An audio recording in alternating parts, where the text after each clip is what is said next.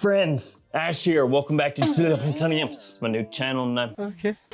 Perfection. It's something that every perfumer chases, but few ever achieve. Except for these scents today, bro. We're talking straight up perfect fragrances. For whatever they were made to do, they do it best. Nice. There's nothing on that, actually.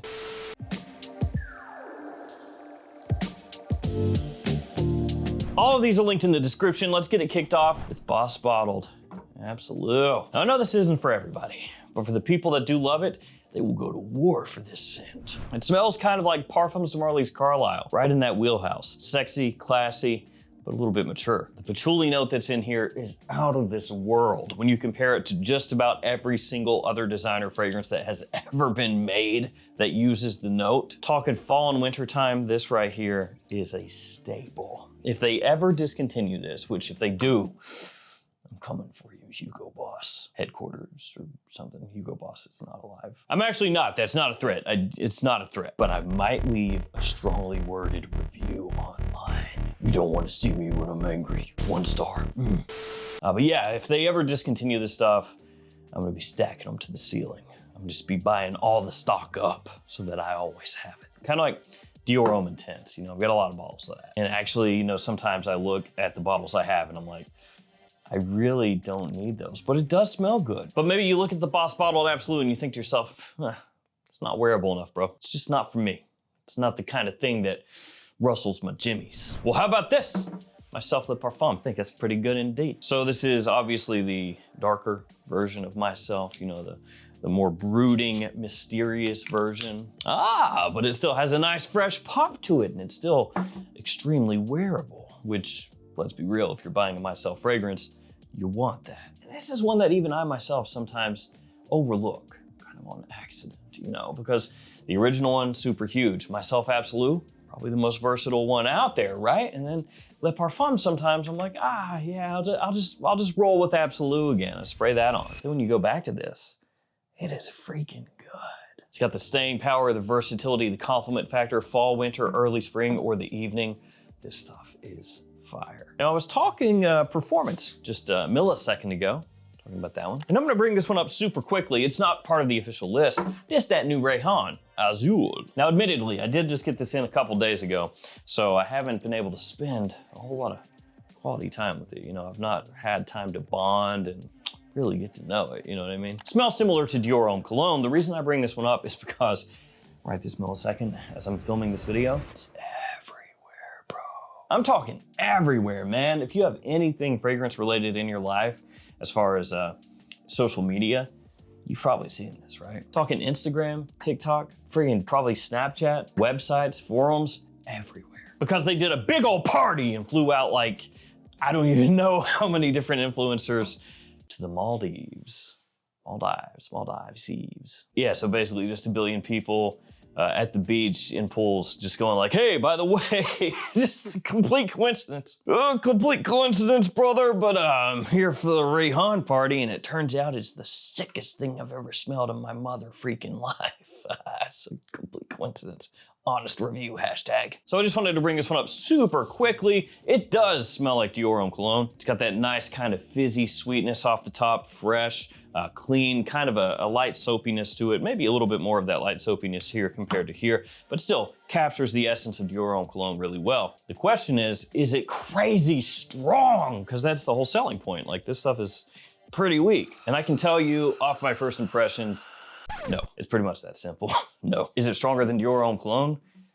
Maybe, like a little bit. But crazy strong? Nah. So I'm gonna have to let that one mature a little bit, come back around to it. But that's my first impression of that one. You know what is pretty strong? Eros Parfum, or as I like to call it, Eros Brofum, because it's for the bros. Eros Parfum is the best for me overall between the Eau de Toilette, the Eau de Parfum, and the Parfum. I do think the most versatile for most people is probably the Eau de Parfum, but I like this one a little bit more. It just cranks it up, just that additional little notch, you know? Again, slightly more mature compared to the Eau de Toilette and the Eau de Parfum. It just kind of bumps up that boldness a little bit. The sweetness is balanced out really nicely. It's not as heavy-handed in this one. Just an absolutely killer fragrance that sometimes gets overlooked because it is Eros, but I don't care. I like it. I also like Invictus Parfum because I think if you're going for one of the OG Invictus style scent profiles, why not go with this one? Because it basically just takes that original vibe and improves it. It balances out the freshness and the sweetness a little bit better, adds a nice soapy clean aspect to it. So instead of just being like a warhead of bubblegummy death, instead you get something that has more usability, more flexibility. You can wear this stuff in the evening, you can wear it during the day, you can wear it to work, you can wear it casually, you can wear it on a date, you can wear it wherever. It's Invictus for the modern man. Invictus Parfum, that's good. Now something that got completely overlooked, I think kind of a victim of coming out too late. It is Ighwa. And this one is by French Avenue. And a lot of people don't know about this one or haven't heard about this one. Like I said, it's because it kind of came out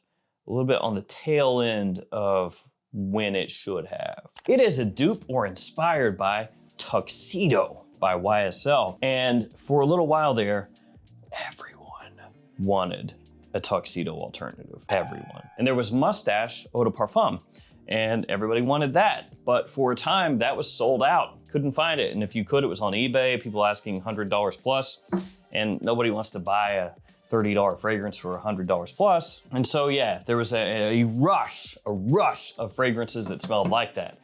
This one kind of became readily available at the tail end of that rush, which kind of sucks because it's actually one of the best ones. This is very close to Tuxedo. It smells elegant, it smells sexy. You get a great balanced take on the DNA with this one because a lot of the different scents that were coming out around that time were either leaning too synthetic, so they had this like synthetic sort of sweetness to them that just smelled cheaper. You know, you could clock it right away and be like, it smells good and everything, but I can tell it's cheap. Or maybe they lean too dark, too heavy. And so when you would spray it on, you'd be like, yeah, it's good, but it doesn't quite have the same nuance to it, you know? This one gives you all of that goodness for a really nice price. And it's basically completely overlooked compared to all the other ones. Crack the table.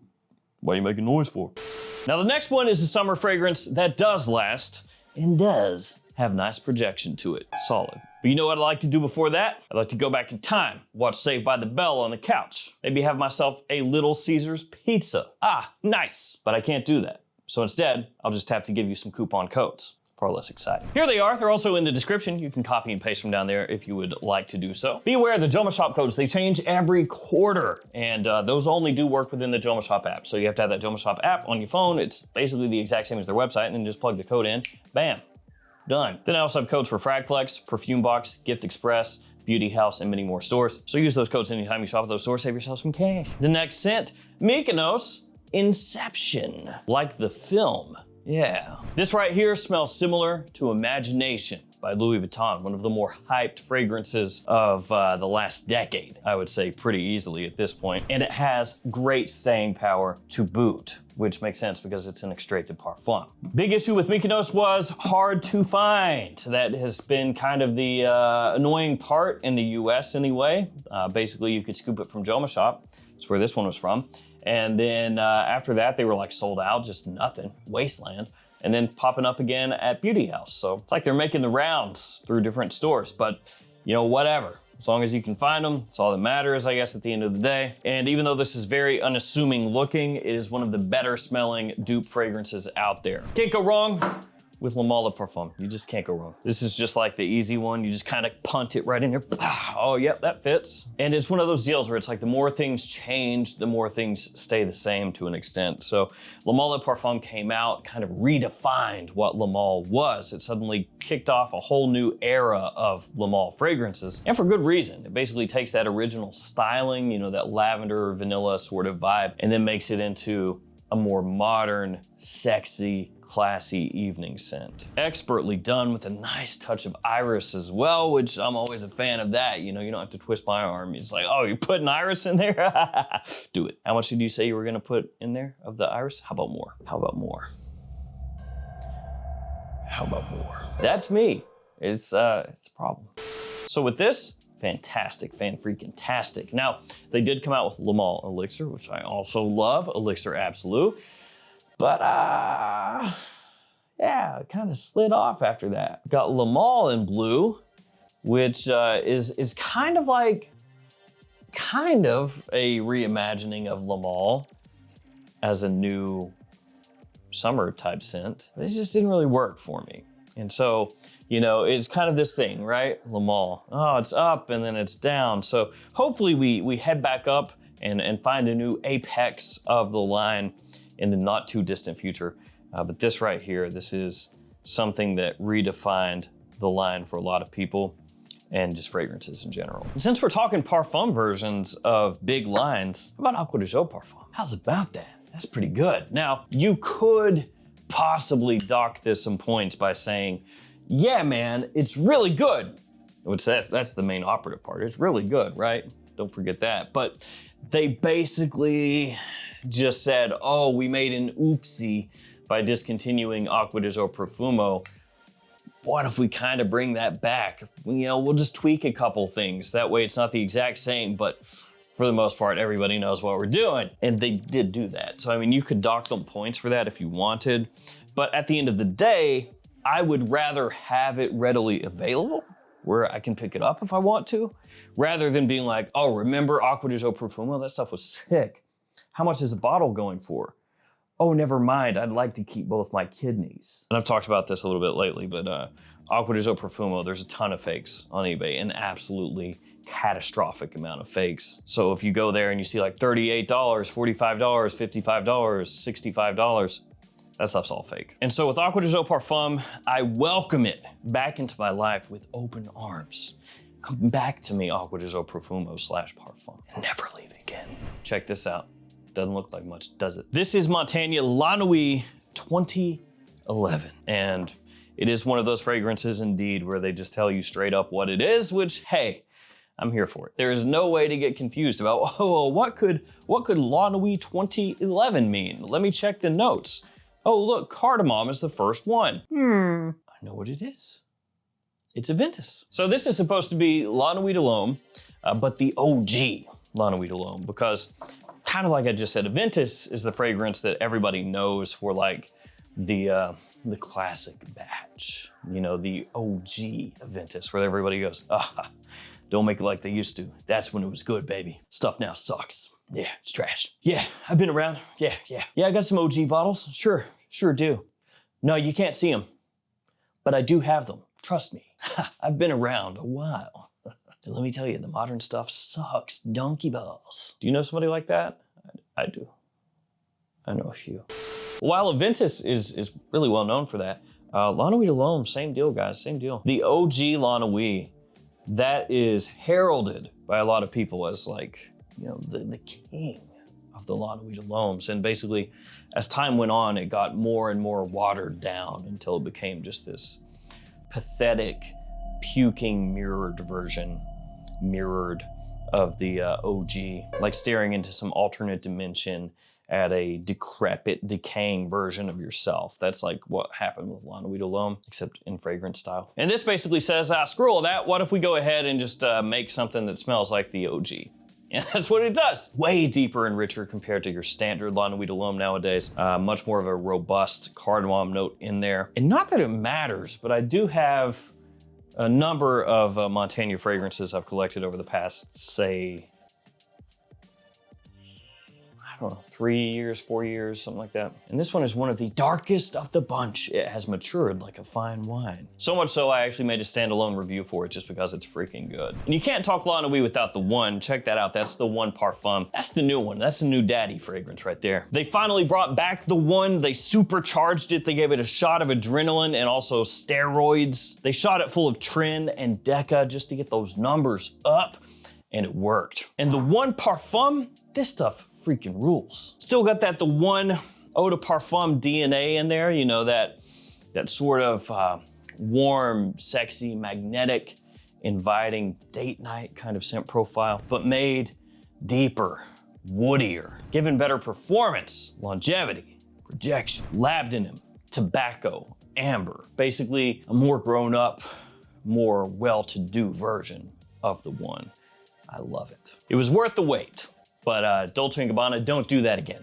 I need a hit of the One every year. Preferably like a really good one, not like a crappy throwaway release. So if you could do that, that'd be pretty sick. Thanks. Oh, and while we're at it, you can get rid of the K line. I think that's. Oh, and Devotion. I think that maybe come out with like a whole new thing that's like good. That'd be good. Ramadan Earthy by Rabiat Prestige. This smells similar to Sindbad, and I think it smells absolutely nuts for the price point, with a caveat, with an asterisk. It is the type of scent profile that is not as immediately appealing as something like this, or this. And maybe Bottled Absolute is actually less immediately appealing for a huge range of people than this one. The opening is face melting in the best way. It's like a deep, jammy, stewed fruitiness, like reduced fruits, like putting them on heat and just letting them simmer, and that like crystallized sugar that starts to come out. It's got that sort of vibe to me. Also has a nice tobacco kind of aspect to it. Obviously smelling similar to an Amouage. They're going for that higher end niche sort of aesthetic. And Ramada Oriental, that's the one that got all the hype, but I think this actually smells better, to my own taste anyway. Iris, I need more of it. Gentleman Reserve Privee. It takes that kind of creamy iris aspect that you're gonna find in Dior Homme Intense, Valentino Uomo Intense, the other gentleman fragrances, and gives it a lot of other things going on alongside it, so that it doesn't just become like a powdery, creamy, lipsticky scent, and like that's all it is. Instead, it has booziness, it has nuttiness, it has woodiness. It's got nisses, lots of nisses. And all of that combines together to make something that just smells absolutely dapper and fantastic at the same time. Sunrise, right here, Moncler Sunrise. Now this is more just an everyday scent, okay? This is one of those fragrances that is kind of more than the sum of its parts. So when you smell this, you can identify immediately, like, okay, it's made for versatility, made for complement factor, wearability, yeah, we get it. It's made to be an everyday scent, okay? It's made to be potentially a signature scent, but this is made to be worn a lot. And you can also, with this fragrance, pick out other scents. You can be like, okay, a little bit of Explorer in here, a Vintage Explorer type stuff, okay. A little bit of blue fragrance in here, Sauvage. Some people might even say like bits of Bleu de Chanel or something like that, Little bits and pieces of a lot of different things. But it all comes together to make its own thing. And it ends up smelling great. It's something that I fell in love with the first time I smelled it and had to buy a bottle. I bought it at full retail, don't regret it a bit, love that stuff. And also it's kind of under the radar a little bit, like everybody knows Bleu de Chanel, everybody knows Sauvage, everybody knows Ventus, everybody knows Explorer. This one, a little bit more low-key. Now I do need a Dior up in here, and the obvious one is Dior Homme Intense or Dior Homme Parfum, the original one, or Sauvage Elixir, I guess. That would work too. But I'm gonna go Fahrenheit Parfum, which is a fragrance line that Dior completely forgot exists. They're like, Fahrenheit, who made that? What is that? Oh, that was us? Oh, dang. Yeah, I forgot about that. How long has it been since we made one? Oh, it's been a while. Should we make a new one? Oh, how about a Dior Sauvage with no alcohol in it? So it looks like a dude like, when you spray it on, that'd be funny, man. That'd sell a lot, wouldn't it? Yeah, let's do that. That's good, that's smart. I like you guys. Dior, you guys are funny. So Fahrenheit Parfum, this right here, it's got that booze again, Boozy notes, they work well for me. As long as they're done well, because if they're not done well, it can come across smelling like sticky, headache-inducing sweetness. It's not very good, syrupy. But if it's done well, it lends this warming sweetness, this kind of like subtle, boozy tinge where you smell it in the air and it's intoxicating. That kind of thing where you smell it and you just want to smell it again and smell it again, smell it again. This adds that, has a nice suede leather aspect to it. It has a bit of the petrol gasoline sort of vibe that the original had, but toned down. It is a great fragrance, but it's going to appeal more to a specific person, which to be fair, I guess, is Fahrenheit in general, which is probably why they're not making them. Let's finish off with an Hermes Jardin sur le Nil. Been a minute since I've talked about this, but it still rules. Now that being said, the scent itself, technically unisex, but I think, especially for guys looking for something that's more like overtly masculine, they would feel it leans feminine. That being said, it is technically unisex. So this is supposed to smell like a garden on the Nile, and you get a lot of that going on. You have floral notes in here, a lotus flower, you've got green mango, some woody notes as it dries, even a touch of incense as well. Very green and fresh. It does not come across smelling like a modern fragrance in the sense of having, you know, a big blast of sweetness, or, you know, that very prominent geranium or orange blossom note that you'll find in a bunch of clean scents nowadays. But it still smells amazing. It's still one of those ones I like to go back to from time to time and give a wear. It's good stuff, it's good stuff. And used to get hyped like crazy. So there we have it. Some fragrances that are perfect in their own way. Let me know in the comments something that you find perfect yourself, whether it's niche, clone, indie, designer, whatever. Thank you guys for hanging with me. Stay safe out there, take care of yourselves, and I'll see you tomorrow with another fragrance video. See you guys.